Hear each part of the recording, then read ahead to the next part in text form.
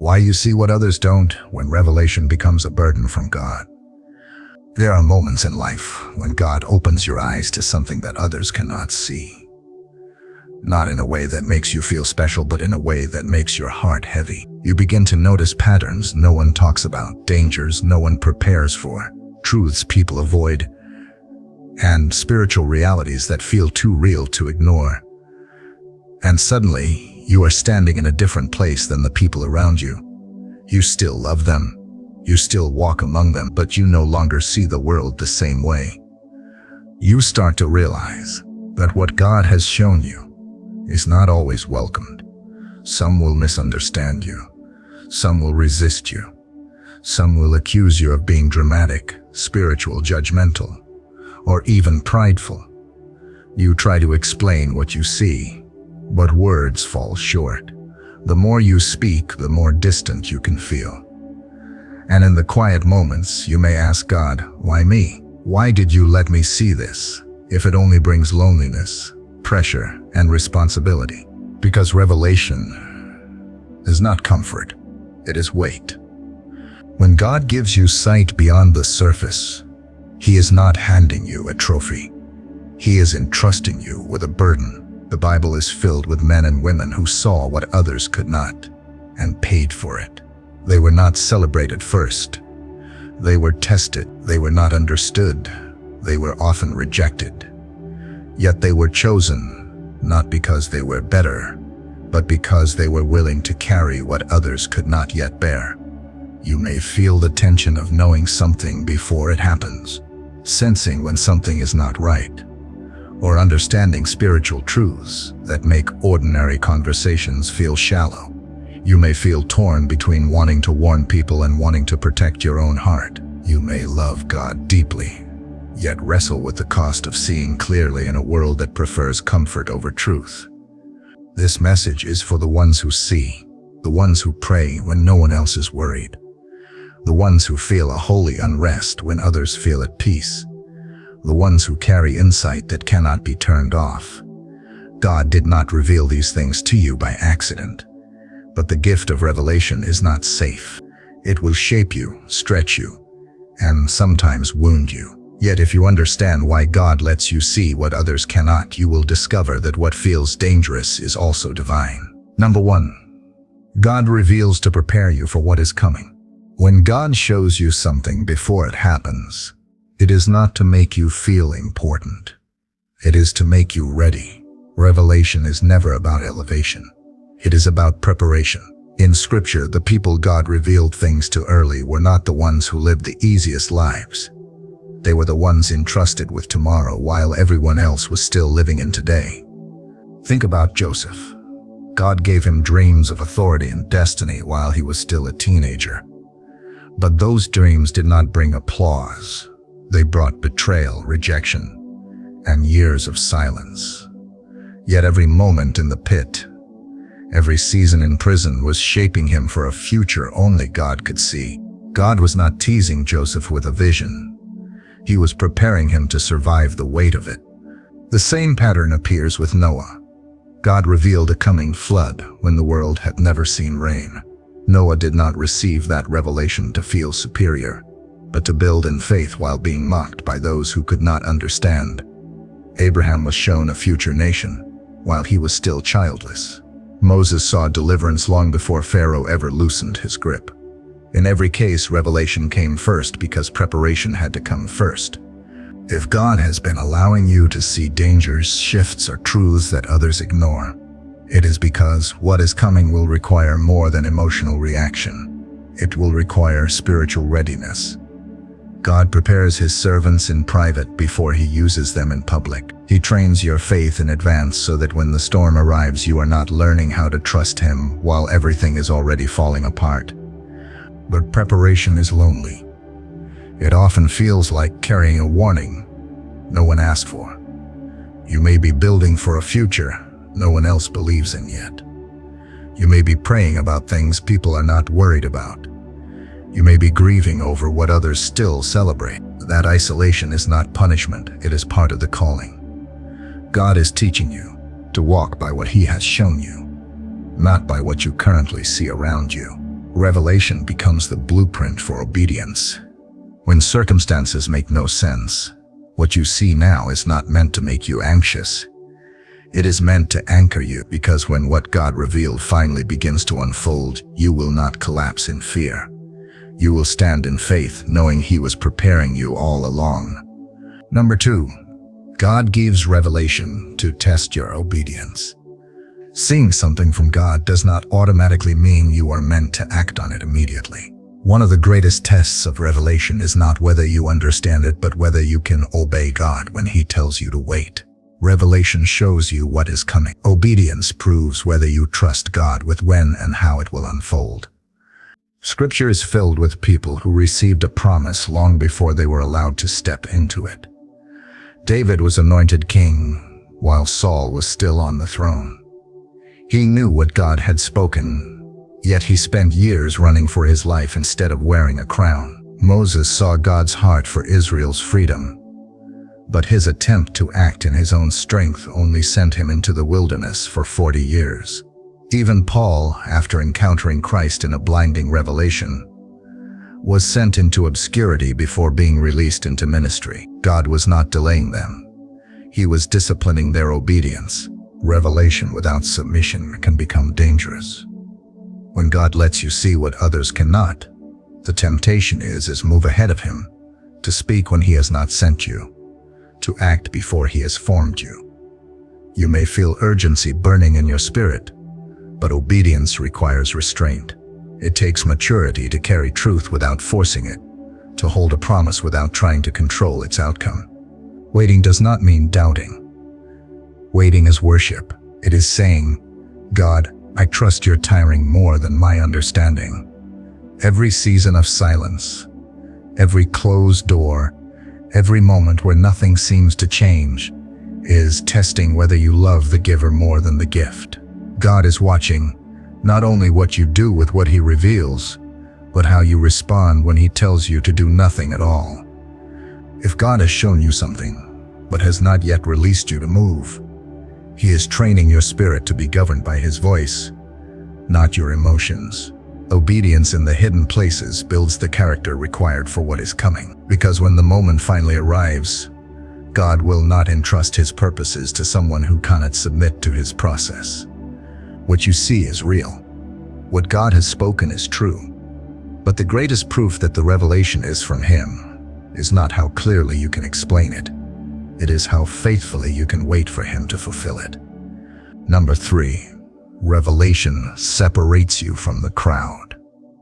The more God shows you, the harder it becomes to walk where everyone else is walking. Not because you think you are better, but because you are seeing deeper. Revelation changes your perspective. What once felt normal now feels misaligned. What once satisfied you now feels empty. Conversations that used to fill your heart may now leave you restless. It is not that you love people less, it is that God is shaping you for a different way of seeing. Throughout the Bible, those who carried revelation were often set apart, long before they were ever recognized. Prophets lived on the margins.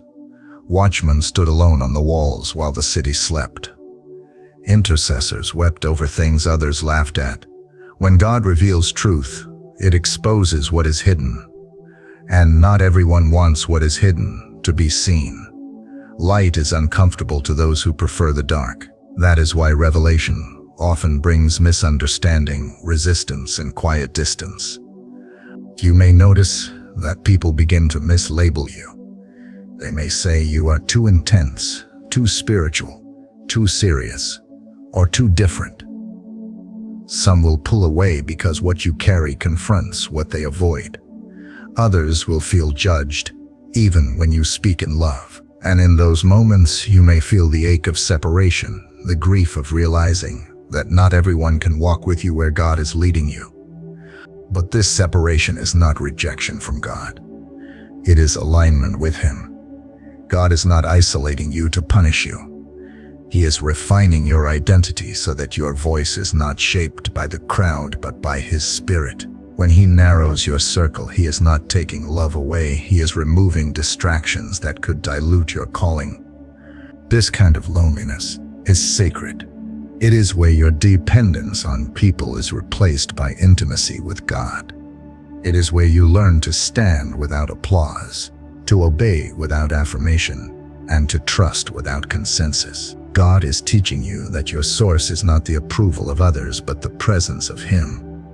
If you feel separated, misunderstood, or out of place, it may be because you are no longer meant to blend in. You are being positioned. Revelation changes where you belong. And though the path may feel quieter, it is leading you closer to the heart of God than you have ever been before. Number 4. Satan attacks those who see clearly. The moment God sharpens your spiritual vision, the battle intensifies. Not because you are suddenly important in human eyes, but because you have become dangerous in the spiritual realm. Revelation disrupts darkness. It exposes lies. It threatens systems that depend on blindness, and the enemy does not ignore those who can see. Look at the pattern in Scripture. Joseph received revelation, and immediately his brothers turned against him. Elijah confronted truth, and a death threat followed.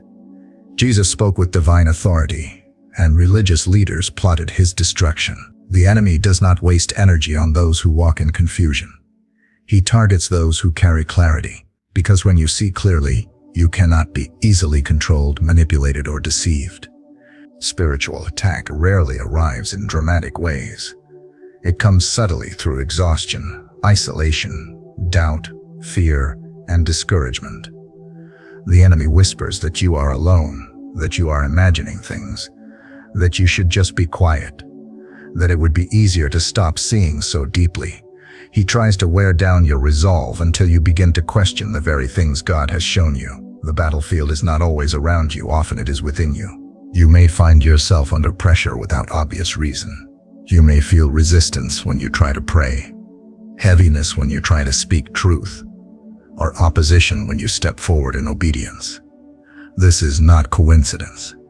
It is confirmation. The enemy attacks what threatens his influence, and your ability to see what others cannot makes you a threat.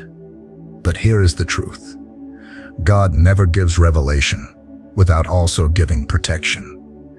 He does not open your eyes and then abandon you to the fight. The same God who reveals also sustains. He becomes your refuge, your shield, your strength when you feel under fire. Every attack is an opportunity to deepen your dependence on Him. Every battle is a reminder that you do not fight in your own power. Do not interpret resistance as failure. Resistance is evidence that what you carry matters. The enemy would not fight what has no impact. If the pressure has increased since God began to show you more, it is because your vision is working against the darkness. Stand firm. Guard your mind. Stay rooted in prayer and in the Word. You are not being attacked because you are weak. You are being attacked because you see, and God will not let what He revealed to you be destroyed by what rises against you. Number 5. Revelation makes you responsible for others. When God allows you to see what others cannot, He is not giving you information for your own elevation. He is placing responsibility on your life. Revelation is not a private treasure meant to make you feel spiritually superior. It is a sacred trust. Scripture makes this clear. To whom much is given, much is required. What God shows you is not only for you, it is often for the protection, direction, or restoration of others. This is where the gift becomes heavy, because once you see, you cannot unsee. You begin to notice dangers before they unfold, spiritual patterns behind human behavior, and needs that are invisible on the surface. You may feel compelled to pray for people who do not even realize they are in trouble. You may carry burdens for situations you did not create and cannot control, and sometimes you will feel the pain of knowing what could happen if no one listens. In the Bible, those who received revelation were often appointed as watchmen. God told Ezekiel that if a watchman sees danger coming and does not warn the people, the blood is on his hands. That is not a light calling. It means that when God opens your eyes, He is also shaping your heart into that of a servant. You are not given sight to stand above others, but to stand in the gap for them. This responsibility will stretch your love. You will have to care for people who may never understand why you are praying so fiercely for them. You will have to speak truth even when it risks misunderstanding. At times, you will carry grief for choices others are still comfortable making. And in moments of weakness, you may wish God had not shown you so much because the burden feels too great for one heart to hold. But this is where revelation becomes Christ-like. Jesus saw what no one else could see, into hearts, into motives, into eternal outcomes, and it did not make Him distant.